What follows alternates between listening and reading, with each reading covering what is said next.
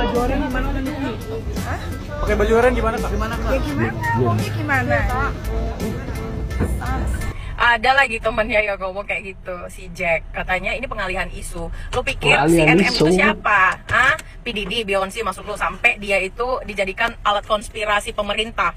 Rendah kali kalau nggak pemerintah kita, dia dipakai untuk menutupi kasus Pertamina dan lain sebagainya. Kalau gitu kau pertanggungjawabkan, Jack. Siapa nama yang kau maksud untuk disamarkan itu? Siapa nama oknumnya, koruptornya, atau siapapun itu? Lantas pengalihan isu tersebut, siapa yang buat? Siapa yang nyuruh?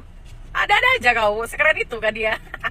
Halu banget tuh, pikir apaan sampai konspirasi. Cih, itu dia melakukan kejahatan murni karena dirinya sendiri atas kesadarannya, paham ya? Alhamdulillah, sepilah dunia pertiktokan. Nggak ada yang huru hara. Alhamdulillah, terima kasih kepada Bapak Kepolisian.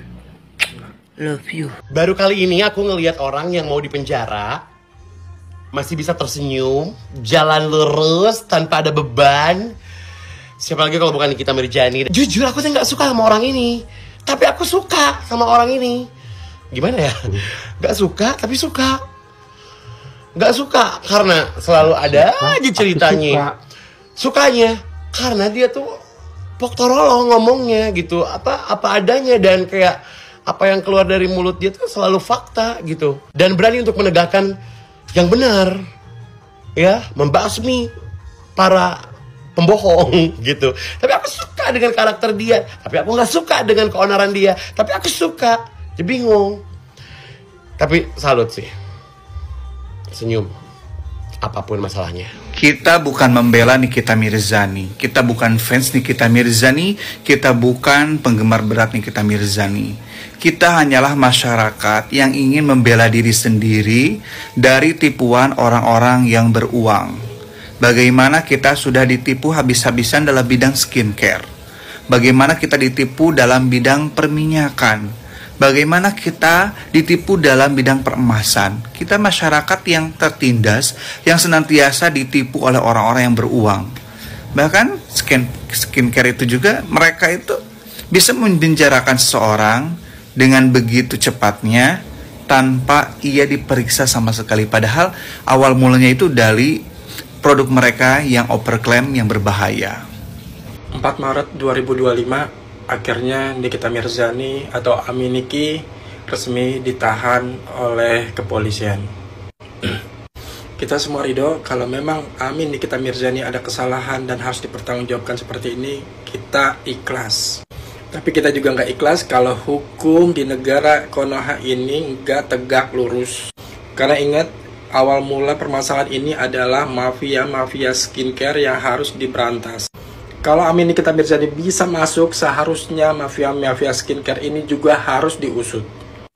Yang dimana perkara mereka adalah memperjualbelikan produk skincare overclaim.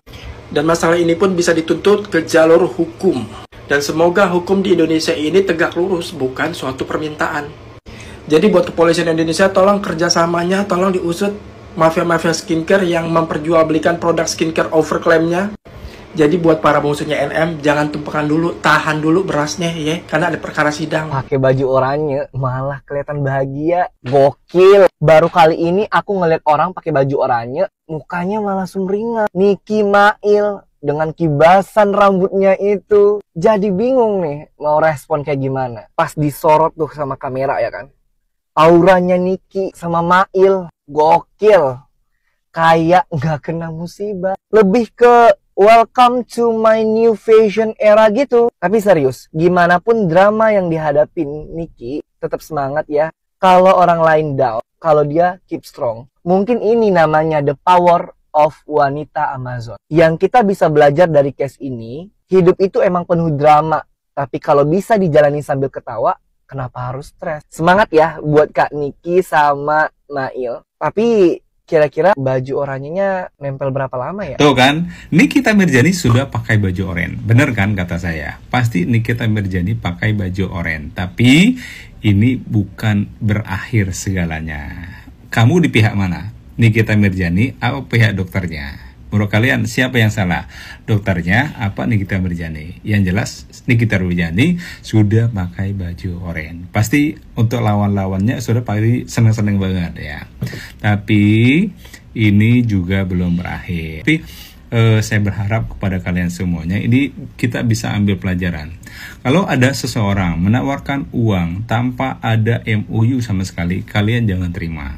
Kan bisa aja itu pencucian uang, bisa juga itu namanya penyuapan, ya kan? Harus jelas kita kerja apa dia ngasih uang itu, ya kan? Dan harus ada hitam di atas putih. Ya, saya berharap sih permasalahan ini cepat berakhir, bisa berjalan sedemikian rupa baik sehingga bisa meneruskan kehidupannya masing-masing.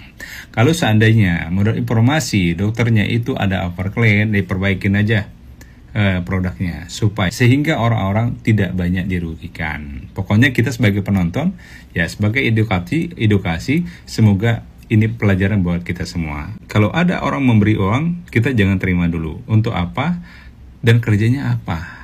Gitu. Akhirnya Nikita Mirzani berbaju oranye. Kasus pemerasan dari Dr. Reza Review Skincare. Ya, saya cuma memberikan edukasi buat kawan-kawan bahwa pola-pola pemerasan seperti ini itu biasanya itu dilakukan satu geng, nggak cuma satu orang aja. Ada yang bagian cuap-cuap, Nikita Mirzani itu bagian cuap-cuap. Ada mucikarinya. Tapi juga ada yang namanya orang yang giring opini, itu orang-orang sekitarnya. Biasanya nih, udah hati-hati lo sama Nikmir. Dia punya jaringan apa segala, jadi itu seolah-olah ada yang kayak temen tapi sebenarnya berkomplot. Biasanya kalau sudah cair dibagi. Contoh kan kayak pemerasan kayak polisi itu kan juga begitu, bos. Ya kasusnya kayak Ivan Pudel itu kan juga sama, kan ada yang berperan jadi good guy, ada berperan jadi bad guy, diaduk-aduk itu kan ada seolah-olah mendukung apa segala, endingnya duit keluar. Memang orang-orang kayak gini jahat, teman-teman. Memanfaatkan ketakutan orang. Heran gue. Lu pada circle-nya, lu yakin itu skincare nggak mengandung overclaim merkuri, dan lu masih pada membela gitu, terus mengucap syukur, alhamdulillah akhirnya ini apa segala macam, cuy, juah, munafik. Gue sangat setuju banget kalau misalnya pengacara itu membela klien, tapi at least ya para lawyer ini membela klien itu pahami dulu konteksnya, ini klien bener apa enggak. Jangan cuman karena dibayar pakai duit, uang gitu ya, lu approve aja gitu, lu persetujuin aja semuanya. Gak bisa begitu. Ini udah termasuk undang-undang konsumen. Kalau ternyata kebukti salah, undang-undang konsumen lo tahu apa? Ini merugikan masyarakat yang menggunakan produk yang mengandung overclaim dan juga merkuri dan racun-racun yang ada di dalamnya. Salah banget nih pengacara kalau misalnya membela hanya demi kepentingan pribadi, yaitu uang, duit. Lo ingat nih baik-baik, lo terapkan di otak lo ini ya. Lo ingat, kalau skincare lo tuh gak ada apa-apa, gak overclaim dan mengandung merkuri, lo gak akan transfer 4 miliar dengan cuma-cuma cuah. Gak bisa kayak gitu ya. Percuma sekolah tinggi-tinggi tapi gak diajarin. Ngapain lo jadi pengacara? Pengacara itu memang membela, gue tahu, tapi membela yang benar. Pahami juga itu kliennya. Kliennya ini bener apa enggak? Mana ada orang transfer cuman-cuman familiar kalau misalnya nggak ada apa-apa terkandung di dalam skincare tersebut, cuy. Baru ini nih kasus yang paling lucu sekali. Mentransfer cuma-cuman 4 miliar, coy.